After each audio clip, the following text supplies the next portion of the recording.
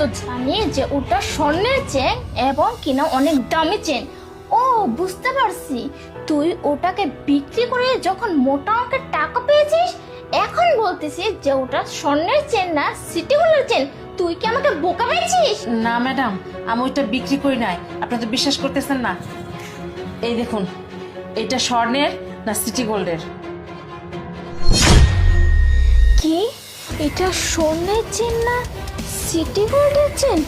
না না না, আমি জানি ওটা স্বর্ণের চেনই ছিল। এই হিমানি দেখ, আমি কিন্তু তোকে ভালোই ভালোই বলতেছি, তুই তাড়াতাড়ি আমার টাকা ফেরত দে। কি হয়েছে?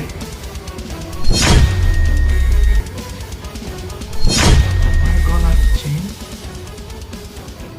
ও, তার মানে বুঝতে পারছি, তুমি তোমার যোগ্যতাটা দেখিয়েই দিলে, তাই না?